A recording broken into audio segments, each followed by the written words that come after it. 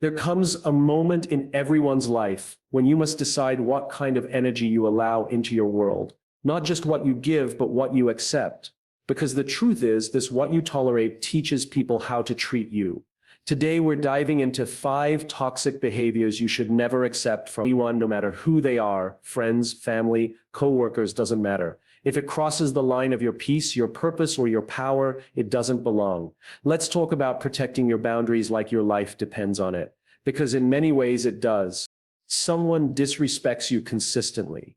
That's not just a personality quirk. It's a massive red flag. It's the starting point of a slow erosion of your self-esteem. At first, it might be subtle. They talk over you in conversations. They roll their eyes when you express your opinion. They make decisions that affect you without consulting you. And when you speak up, they act like you're being dramatic. That's how disrespect often begins. Quiet, almost invisible, but what you tolerate once you teach them is acceptable. And the moment you brush it off and tell yourself it's not that big of a deal is the moment you start compromising your own worth. Let's be honest, respect is not a luxury. It's a basic human requirement. You should never have to beg for it, earn it through silence, or maintain it by shrinking. You don't owe anyone an explanation for expecting to be treated with dignity. And the people who constantly test your boundaries, who raise their voice to dominate the conversation, who invalidate your feelings by laughing them off, or weaponize sarcasm. To avoid accountability, those are the people who benefit from your silence. But here's the problem: when you've been in relationships, whether it's with family, friends, partners, or colleagues, where disrespect has been normalized, you start to question your own reactions. You start thinking, maybe you're too sensitive, or maybe you're expecting too much. So instead of addressing the behavior, you adjust your own. You walk on eggshells, you water yourself down, you keep the peace by creating chaos inside yourself. And that is a dangerous way to live. You cannot live your fullest life while tolerating repeated disrespect, because it changes you. It rewires your nervous system to anticipate pain where there should be safety. You begin to brace yourself around certain people. You start to anticipate their reactions before you even open your mouth. You censor your truth to accommodate their behavior, and in doing so, you lose your voice. You lose your spark. You lose that unshakable sense of confidence that says, I know who I am and I know what I deserve. The truth is, people who truly respect you won't make you feel small when you speak up. They won't guilt you for having boundaries, won't belittle your needs or twist your words. They'll listen, they'll adjust, they'll make space for you to exist in your full power, not just the version of you that makes them comfortable. And if someone shows you the opposite of that, if they mock you, ignore you, constantly minimize your experiences, that's not love, that's not friendship, that's not professionalism, that's disrespect, plain and simple. It takes courage to call it out. It takes strength to say, this doesn't work for me anymore. But here's what you need to remember. Every time you stand up for yourself, you're not just protecting your peace, you're honoring your future, because disrespect doesn't stop on its own. It escalates, it deepens, it becomes the foundation for resentment, miscommunication, and eventually emotional burnout. So if you don't stop it now, it will shape the way you experience every relationship after this one. You deserve to be in rooms where you're not just seen, but valued. You deserve conversations where your voice doesn't have to compete to be heard. You deserve connections where you don't have to fight to feel respected. And the only way to create that kind of life is by refusing to tolerate anything less. Disrespect is not always loud. Sometimes it's disguised as honesty or masked by tough love. But if someone consistently makes you feel unworthy, unsafe, or unseen, that is not love. That is not care, that is control, and you do not owe anyone your silence. Just because they've been around for a long time or because they've done good things in the past, good deeds don't excuse bad behavior. There is no relationship worth your dignity, no friendship worth your sanity, no paycheck worth your peace. And if someone can't treat you with basic human respect, they don't deserve access to your energy. Setting that boundary might feel uncomfortable. You might lose people, but what you gain in self-worth, clarity, and inner peace is far more valuable than any relationship built on disrespect. You are allowed to demand better. You are allowed to raise the standard. You are allowed to walk away, because the moment you do, you stop sending the message that it's okay for people to treat you like less than who you are. And that shift, that choice to no longer accept disrespect as part of your daily life, that's where you begin to reclaim your power. That's when everything starts to change. Passive-aggressive behavior is one of the most subtle yet destructive forms of emotional manipulation that people often overlook or excuse. It slips under the radar because it's rarely loud or direct. It doesn't scream or demand. Instead, it whispers at jabs. It hides behind sarcasm, silence, and half-hearted actions. And here's what makes it dangerous. You're often left wondering if you're the problem. You start questioning yourself. Did I do something wrong? Am I being too sensitive? Maybe I'm overthinking. But deep down, something feels off. That's not your imagination. That's your intuition, noticing a red flag that your mind hasn't labeled yet. When someone consistently communicates their frustration through indirect, subtle digs, they're not avoiding conflict, they're controlling it. Instead of owning how they feel, they choose behaviors that make you responsible for decoding their emotions. That's not healthy communication, that's emotional manipulation. It creates a toxic environment where you're constantly guessing, walking on eggshells, trying to figure out what mood they're in or whether you did something wrong, even if you didn't. It's exhausting and it trains you to second guess your own voice. Think about the person who replies with fine when they're clearly not, the one who goes silent after a disagreement, refusing to engage, but not actually saying what's wrong. Or the one who constantly uses sarcasm to express their anger, then calls you too emotional when you ask them to stop. That's not emotional maturity, that's avoidance, and it's meant to throw you off balance. Healthy relationships, whether personal, professional, or romantic people, they express themselves directly. They say things like, hey, when you said this, it hurt me. Or I need a moment to cool off, but I want to resolve this later. They don't punish you with silence. They don't play mind games. They don't withhold affection, attention, or validation to make you feel uncertain. That's not love. That's not kindness. That's power play. And here's the key: passive-aggressive people don't want resolution. They want dominance without confrontation. They want to express displeasure without taking accountability for their emotion. That's why they'll roll their eyes, make a sly comment, slam a door, or forget your birthday by accident. These aren't slips. They're statements. They are nonverbal declarations of anger that they hope you'll notice, but if you address it, they'll deny it, and that makes you feel like the irrational one.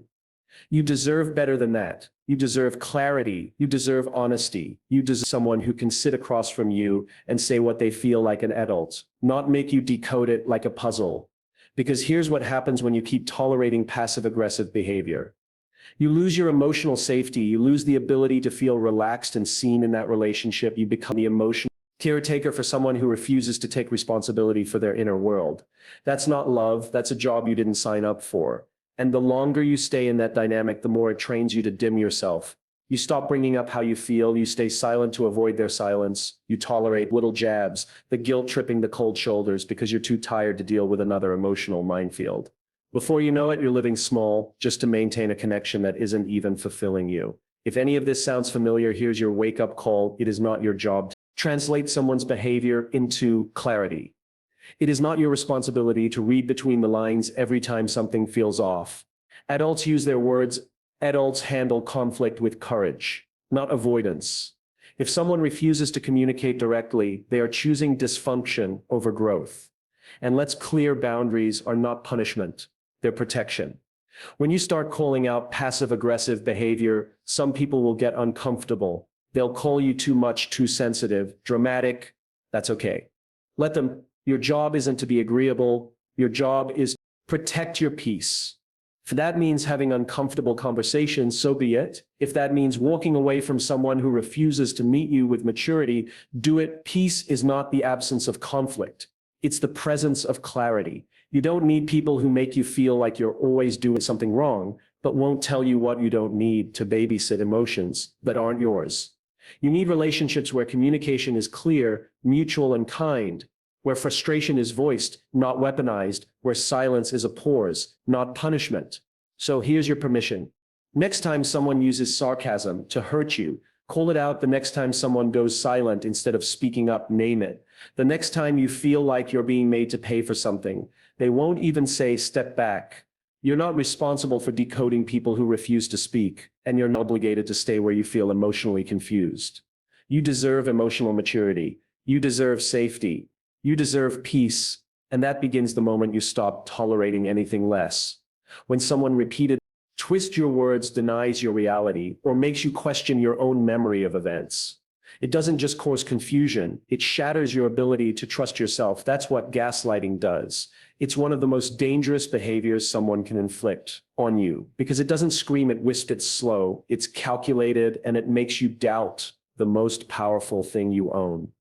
Your own mind. At first, it starts small. Maybe you express a concern, and the response you get is that's not what happened. Or worse, you're too sensitive, you always overreact, or you're imagining things, and because you're human and open-hearted, you want to be fair. You want to consider the possibility that maybe, just maybe, you got it wrong.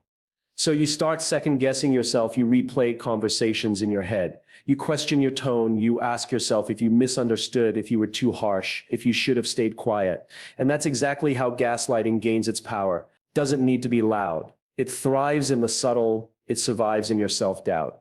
The more you second-guess what you know, the more dependent you become on their version of events. The more you wonder, was I wrong? The more you stop trusting your gut, your instincts, your inner voice before you even realize what's happening. You're no longer operating from your truth, you're reacting to someone else's story. And let's be clear, it's not disagreement. People in healthy relationships can disagree. They can see things differently. That's normal, but gaslighting is different. Gaslighting is when someone intentionally makes you feel confused, small, irrational, or crazy, so they can avoid accountability or maintain control. Maybe you catch them in a lie and they turn it around on you. Why were you snooping suddenly? You're on the defense. They shift the focus. They reframe the truth. They twist your concern into a character flaw. You're no longer having a conversation about their behavior. You're having a conversation about your reaction to it. Over time, this emotional manipulation chips away at your confidence. You start apologizing for things that aren't your fault. You start feeling like you're walking on eggshells. You ask permission to speak your truth. You minimize your feelings. You keep quiet to avoid conflict. And you slowly lose sight of who you were before you met them. Here's what you need to understand. Anyone who repeatedly makes you feel like your reality doesn't matter is not loving you. They're controlling you. It doesn't matter if they're a romantic partner, a parent, a friend, or a boss. Love doesn't look like confusion. Support doesn't feel like fear, and connection should never cost you your sanity. You are not crazy for noticing patterns. You are not sensitive for expressing hurt. You are not difficult for needing clarity. You're human. You're allowed to have feelings. You're allowed to speak up. And when the people who respect you won't try to rewrite your truth. They'll try to understand it. But to protect yourself, you need to first recognize the signs. Pay attention to how you feel after interactions. Do you feel lighter, or do you feel like you're carrying emotional weight that isn't yours? Constantly defending your memory, your emotions, or your choices? Are you questioning your perception of reality? More than usual, those aren't coincidences. Those are signals. The truth is, the most dangerous thing about gaslighting isn't just that it's manipulative. It's that it trains you to silence yourself. It makes you abandon your own truth to keep the peace. It makes you smaller in your own story. And if you let it go unchecked, it can take years to rebuild that trust in yourself. But here's the beautiful part. You can rebuild the moment you start validating your own experience. The moment you say, I don't need you to agree with me for my feelings to be real, is the moment you begin to take your power back. Trust isn't just something you give to others, it's something you give yourself. And that trust, it's earned self-honesty through paying attention to your inner voice and refusing to let someone else speak louder in your life than you do. You deserve relationships where your reality is respected, your voice is heard, and your presence doesn't need to shrink to make someone else feel comfortable. You don't need to fight for clarity, for truth, for kindness. And if someone makes you feel like you do, it's not your job to prove yourself, because the moment you start trusting yourself again, everything changes. You set better boundaries, you walk away quicker, you speak up louder, and you start building a life where manipulation has no place, because your mind, your emotions, and your truth belong to you. When someone's behavior swings between warm and cold, supportive and dismissive, kind and cruel, it doesn't just create confusion, it creates chaos. And yet too many people tolerate this kind of inconsistency, brushing it off as mood swings, stress, or just the way that person is wired. But what if I told you that inconsistency is not harmless? That in fact, it's a deeply manipulative behavior used, whether intentionally or unconsciously, to keep you emotionally dependent, constantly questioning where you stand, because that's what is one moment you feel secure, the next you feel invisible. And this emotional roller coaster doesn't just drain your energy, it starts to rewire your sense of normal. You begin to internalize the instability as a pattern you're supposed to fix rather than something you're supposed to walk away from. Here's the pattern. inconsistent person gives you just enough attention, kindness, or validation to keep you hooked. Then they pull back, they disappear. They act cold or dismissive or emotionally unavailable. You wonder what you did wrong. You go back through your texts, rethink the last conversations, start blaming yourself for something you probably never even said or did. That overthinking, that self-blame, that's how they gain control. You're no longer acting from a place of self-rust. You're reacting from a place of emotional survival. Over time, you start to believe that their behavior is your fault. That if you just try a little harder, love a little deeper, stay a little more patient, they'll go back to being that warm, kind, thoughtful version of themselves. But here's the truth you need to hear. The real them is the whole package. The inconsistency included. The good moments don't cancel out the harmful patterns. You can't build a strong connection on quicksand. When someone is hot and cold with their affection, support, or attention, they're not showing you love. They're showing you control. You become emotionally addicted to the hope that the good version will come back, and they know that, so they dangle it like bait. That's not a relationship, it's a trap. And the longer you stay in it, the more disconnected you become from your own sense of worth. You'll start to believe that love is supposed to feel like anxiety, that connection is supposed to come in waves, that support only shows up when you earn it. And that's a dangerous belief system, because if you believe that you'll keep tolerating emotional inconsistency everywhere in friendships, at work, even in the way you treat yourself, it bleeds into everything. You deserve consistency. You deserve to know where you stand in someone's life. You deserve to feel emotionally safe, not just occasionally, but always. The people you allow closest to you should never make you question your worth or your place in the world. Their love, their loyalty, their energy, it should be something you can trust, not something you have to chase. Now, I'm not saying people can't have bad days or moments stress. We all do, but there's a difference between being human and being unpredictable.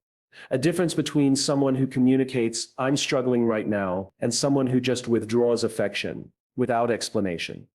One leads to growth, the other leads to confusion, self-doubt, and exhaustion. And here's the hardest part to accept. Sometimes the inconsistent person doesn't even realize the damage they're doing. Maybe they were raised in chaos. Maybe they've never learned emotional regulation, but it's not your job to become their therapist. It's not your role to justify being mistreated just because they've had a hard life. You can have compassion for someone's wounds and still protect yourself from their behavior. Boundaries are not punishments. They're clarity. And when someone's behavior is costing you your peace, their intentions don't matter anymore. What matters is the pattern. What matters is how it's impacting your mental, emotional, and even physical health, anxiety, burnout, emotional numbness. These are all signs that your nervous system is trying to protect you from the instability around you. So how do you handle it? You stop chasing closure from people who only show up when it benefits them. You stop explaining your needs to people who are committed to misunderstand them. And you stop tolerating inconsistency as a normal part of connection. You start walking in alignment with your worth. You create boundaries and stick to them. You stop engaging in emotional tug-of-wars that keep you stuck in cycles of confusion and hope. You choose peace, even if it means letting go of what's familiar. Because the truth is, nothing healthy ever grows in unstable ground. You need consistency to feel safe, to build trust, to thrive. So if someone can't offer that, no matter how charming, how close, how long you've known them, it's okay to let go. Not because you're giving up on them, but because you're choosing to stop giving up on yourself. You are not too much for wanting clarity. You are not overreacting for needing stability. You are not wrong for choosing peace. You deserve people in your life who show up the same way every day. Not perfect, but present. Not flawless. Dependable. Anything less is noise, and you don't have time for noise anymore. You've got a life to build, and it starts with what you allow. Choose wisely. When someone refuses to take responsibility for their actions, it tells you everything you need to know about their emotional maturity. We all make mistakes. We all fall short. But the defining trait of a person who's willing to grow is their ability to own what they've done, face it, and learn from it. On the other hand, when someone consistently avoids accountability, when they dodge every difficult conversation, shift blame, always seem to have an excuse, it's not just frustrating, it's damaging, because you can't build trust, progress, or emotional safety with someone who won't own their part.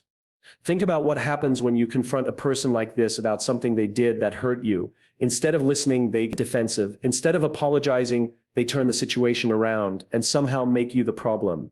Suddenly you find yourself saying, maybe I overreacted or maybe I misunderstood. And just like that, your valid emotions are dismissed and their behavior goes unchecked.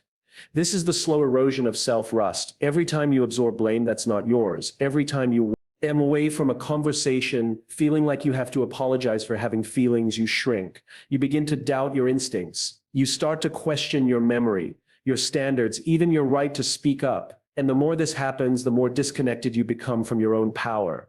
That's how the cycle of emotional manipulation works. It doesn't always scream. Sometimes it whispers so subtly that you don't even realize you've started to fold. Here's the truth. People who refuse to take responsibility are not just being difficult. They're protecting their ego at your expense. And if you keep tolerating it, they'll continue using your empathy as a shield against accountability. You'll become the emotional trash bin for their unresolved issues. And no matter how patient or kind you are, it will never be enough. Because they're not interested in resolution, they're interested in control. As long as they can avoid feeling wrong, they'll do whatever it takes to keep the spotlight off themselves. Even if it means making you feel small. Now let's flip the script. What happens when someone does take responsibility? There's a moment of discomfort, yes, but after that, there's healing, there's honesty, there's growth. A genuine apology followed by changed behavior creates a foundation of trust. It says, I care enough about you and myself to do better. That's the kind of energy you deserve to surround yourself with. You should never feel like you're begging someone to be accountable. You should never have to fight just to be heard. If someone can't say I messed up or I see how I hurt you or let's talk about how to fix this, then what they're really saying is my comfort is more important than your pain. And that's not love. That's not friendship. That's not leadership. That's avoidance. You don't need perfect people in your life, but you do need people who are willing to grow, willing to reflect, willing to hear feedback and evolve, people who want to do the work of being better, not just being right. Relationships, whether personal or professional, are built on mutual respect and responsibility. Without that, everything becomes lopsided. You end up carrying all the emotional weight while they skate by without ever facing the consequences of their behavior. And what's worse, the longer you tolerate it, the more exhausted you become. You'll spend your energy managing their reactions, choosing your words carefully so they don't explode or shut down. You'll walk on eggshells to avoid triggering another episode of deflection. And that's not sustainable. That's not how you thrive. That's how you survive. And survive mode is not a place you're meant to stay. You need to recognize when someone's lack of accountability is turning into a pattern. One mistake is human repeated deflection is a red flag. And if you're the one constantly stepping up, owning your part, apologizing, initiating difficult conversations, they stay emotionally unavailable or act like nothing happened. You're being emotionally gaslit, even if it doesn't look dramatic. It's okay to love people and still say, I won't accept this anymore. It's okay to walk away from dynamics that don't allow space for real accountability. That's not being cruel, that's protecting your mental and emotional health. And you don't need to justify that decision. You don't need to explain yourself to people who refuse to examine themselves. This isn't about blaming others for every problem. It's about expecting people to show up as adults, to be responsible for their words, their tone, their choices. And if they can't or won't do that, it's your responsibility to protect your peace. You're not here to fix people who don't want to be fixed. You're here to grow, to evolve, and to build relationships that reflect the level of self-respect you've worked so hard to develop. So the next time someone deflects, denies, or dismisses your truth, pause, take a deep breath, and remember, if you can't own their behavior, they don't deserve your continued presence in their life. Because healing starts where tolerance ends and peace begins. When someone constantly masks their jealousy as concern, it doesn't just chip away at your confidence, it can completely derail your momentum. You have to understand that not everyone who claims to care about you truly wants to see you win. Some people are deeply uncomfortable with your progress because it magnifies their own stagnation, and instead of owning that, they package their insecurity in the form of advice or warnings. And it sounds like this: are you sure this is a good idea? Or don't get your hopes up too high. On the surface, it might seem thoughtful. Pay attention to how it makes you feel. That sinking feeling in your gut, that subtle doubt you didn't have before you shared your dream, that your intuition catching the signal, this behavior is subtle, and that's what makes it dangerous. because it wears the mask of love, of friendship, of protection. But in reality, it's insecurity trying to pull you back to a level where they feel comfortable. If they can't match your courage, your effort, your risk tech, they'll try to dull your shine, not through open criticism, but through disguised concern. And it's hard to call it out because it doesn't always sound cruel. In fact, it often sounds rational. But here's the thing. Rationality can be a tool of fear, and people who live in fear will always try to convince you that playing small is wise. You must be very careful who you allow to speak into your life, especially in moments when you're taking a leap, because that's when you're most vulnerable, when you're excited, when you're dreaming big, when you finally worked up the courage to go for something you believe in. And then someone close to you drops that one seed of doubt, framed as protection, and suddenly you're second-guessing everything. That's not love. That's projection. People who haven't done the work to believe in themselves will feel. Instead of admitting their own limitations, they'll try to get you to adopt them as yours. You can't afford to carry someone else's fear on your back while you're climbing your own mountain. Because here's what happens, those comments stay with you. They echo days later. You're about to send the pitch, take the audition, launch the business, and that voice comes back. What if they were right? What if I fail? That doubt was planted by someone who couldn't handle your growth. And if you don't uproot it, it will grow into hesitation and eventually paralysis. And yes, it's hard when it comes from someone close, a parent, a partner, a best friend. You want to trust them, you want to believe they mean well. But you have to look at the result of their behavior, not just their intention. If every time you talk about your goals, you leave the conversation feeling smaller, not stronger, that's your signal. You don't have to cut people off cold, but you do need to build boundaries that protect your belief. Start sharing less with people who haven't earned the right to influence your mindset. Your vision from the people who constantly pour their doubt into it. Because here's the truth. If someone is truly concerned about you, they'll ask how they can support you. They won't poke holes in your dreams. They'll help you build the structure. They won't remind you of the risks. They'll remind you of your resilience. There's a difference between wisdom and worry. Wisdom empowers, worry disables. So pay attention to the difference. People who truly want you to win will challenge you to prepare, not persuade you to quit. You have to stop mistaking someone's comfort zone for your safety zone. What makes them anxious doesn't automatically become your reality. Just because someone else is afraid of flying doesn't mean you cancel your flight. Your dreams are valid, your desires are real, and your progress doesn't need to be dimmed just to make someone else feel more secure in their own stillness. This isn't about arrogance. It's about awareness. Being aware of who uplifts you and who subtly undermines you. Because your mindset is fragile in the early stages of change. And the wrong comment from the wrong person at the wrong time can delay your breakthrough.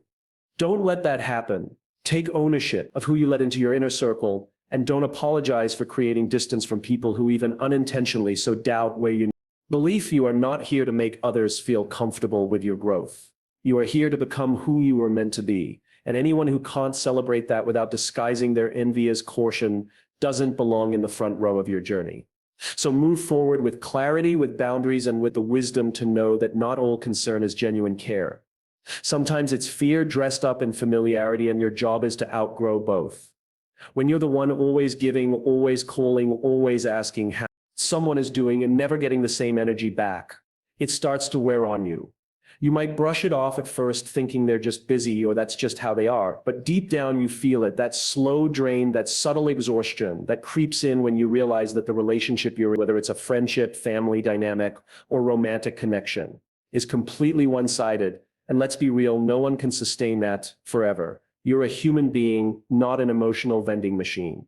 You weren't put on this planet to constantly pour into others who don't think twice about pouring into you, and yet so many people tolerate this kind of dynamic for years, sometimes decades. Why? Because they're afraid of looking selfish, because they've been conditioned to believe that love means sacrifice, that being a good person means always being available, always showing up, always being the strong one. But here's the hard truth. If you're the only one showing up, that's not a relationship, that's emotional labor, and it's a job you didn't apply for, you begin to notice. The patterns: you reach out when they're going through something, you support them, check in, make time. But when you need something, even just someone to listen, suddenly they're unavailable. They don't have time. They go silent, or worse, they dismiss what you're going through as if it's no big deal. Every time that happens, you shrink just a little bit more. You start questioning whether your needs are too much, whether you're being too emotional, too needy, too intense. Let me stop you right there. It's not too much to want reciprocity. It's not too much to want to feel valued, heard, and supported. In fact, that's the baseline of a healthy connection. The minute you feel like you have to beg for those things, you've already gone too far down the wrong road. One-sidedness is dangerous. Not just because it's unfair, but because it slowly convinces you that being invisible is normal. That being the silent supporter in the background is just your role. But let me remind you, you are not a background character in your own life. You are not meant to dim your light so others can shine. And if the only time someone thinks of you is when they need something that's not love, it's convenience. And what's even worse is when people guilt trip you for setting boundaries. The moment you stop being as available, the moment you stop texting first, stop always initiating plans, suddenly you're the problem. Suddenly you've changed. But here's what really happened. You just woke up. You realized that you were carrying the weight of a relationship that was never mutual in the first place. And now that you're setting it down, they're uncomfortable. Not because you did something wrong, but because you're no longer easy to use. And this doesn't always come with anger. Sometimes it comes with sadness, because the people you give the most to are often the ones you love the most. And walking away or even pulling back can feel like grief, but don't confuse loyalty with self-neglect. You can love someone deeply and still choose yourself. You can wish them well and still decide not to be their emotional safety net anymore. You have to ask yourself what would happen if you stopped initiating. If you stopped checking in, stopped giving your time and energy so freely, would the relationship survive, or would it fade because the other person was never holding it up in the first place? That answer might hurt, but it's powerful, because once you see the truth, you can't unsee it. And from that moment forward, you start making different choices. You start pouring into people who pour into you. You start recognizing the difference between effort and excuses. You start honoring your own emotional energy instead of throwing it into black holes that never give anything back. And you stop apologizing for needing balance, for needing mutuality, for needing to be met halfway well. The right people will never make you feel like you're asking for too much just because you want to be treated with the same care and effort you give. The right people will make space for you, listen to you, celebrate you, not just when it's convenient for them, but because they genuinely value you.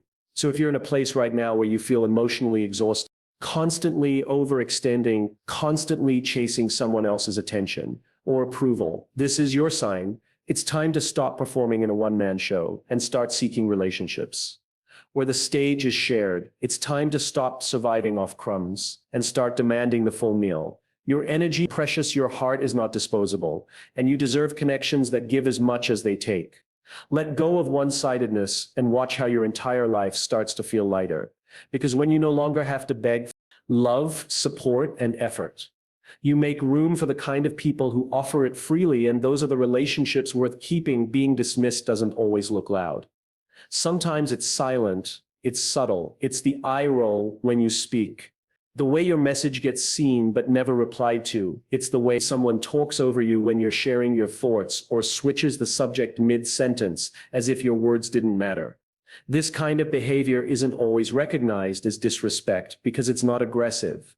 It doesn't come with shouting or slamming doors, but make no mistake, dismissiveness, one of the most dangerous forms of emotional neglect. And if you let it slide, it will quietly chip away at your self-worth.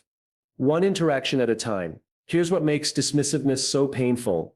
It attacks your sense of significance. Humans are wired to want connection, to want to be seen, to want to be heard. Someone dismisses your feelings, your ideas, or your presence. They're sending a message that says you don't matter enough to be considered. That message, when repeated, doesn't just stay in the interaction. It starts to live inside your head. You begin questioning yourself. Was I overreacting? Maybe I didn't explain it clearly. Maybe I'm too sensitive. You start second-guessing your own emotional reality. And once you do that, you start editing yourself down to fit into spaces that are too small for you. Dismissiveness is dangerous because it doesn't always come from enemies. It often comes from people close to you, people you love, people you trust. And that makes it harder to call out because you start making excuses. They're just tired. They didn't mean it. That's just how they are. And with every excuse, you teach yourself to tolerate being minimized. You teach yourself to be small. You need to understand this clearly. Your voice matters. Your thoughts, your emotion, your perspective, they matter. If someone continually treats them as if they don't, it's not your job to try harder. It's your job to notice the pattern and decide what you're going to do about it. Because nothing changes unless you decide your peace is worth more than their approval. The hard truth is this. People don't always realize they're being dismissive, but that doesn't make the impact any less real. It still hurts, it still teaches you to shrink, and over time it affects how you see yourself. You go from confidently speaking your truth to sitting in silence. What's the point? You go from asking questions to staying quiet because you don't want to feel stupid. You go from being fully present to being a version of yourself that doesn't rock the boat. That's what chronic dismissive does. It doesn't just change your interactions, it changes you. But here's the good news. The moment you become aware of this, you can stop participating in it. You can reclaim your space. You can start speaking up and saying, hey, I'm not finished yet. Please don't interrupt me. I noticed you dismissed what I just said. Can we go back to it? You can hold people accountable without being confrontational. You can choose to surround yourself with people who lean in when you speak, not tune out. People who make room for your thoughts, your boundaries, your dreams, not brush them off like background noise. And if they still don't get it, if they keep minimizing you, then you make the harder choice. You distance yourself, you protect your energy, you walk away not out of anger, but out of self-respect. You teach the world how to treat you by what you allow, what you stop and what you walk away from. This isn't about becoming defensive or aggressive. It's about recognizing your worth and refusing to accept anything less than mutual respect. It's about understanding that you deserve to take up space, not just physically, but emotionally and mentally too. It's about refusing to live a life where you're constantly shrinking to make others comfortable. The next time someone brushes you off, talks over you, ignores your input, or makes you feel like your perspective is irrelevant, pause. Ask yourself, do I want to keep teaching them that this is okay? Because every time you let it slide, you reinforce the idea that you'll stay quiet, that you'll settle. You don't have to settle. You don't have to tolerate energy. Makes you question your value. You are allowed to want more, expect more, and demand more from the people who get access to you. Not because you're difficult, not because you're sensitive, but because you finally understand what your worth looks like, and you're no longer afraid to protect it. Let the world adjust to you for once. Let them learn that your presence is not optional, your thoughts are not disposable, and your voice is not background noise. You are not here to be dismissed. You are here to take up space, to live boldly, and to be heard always.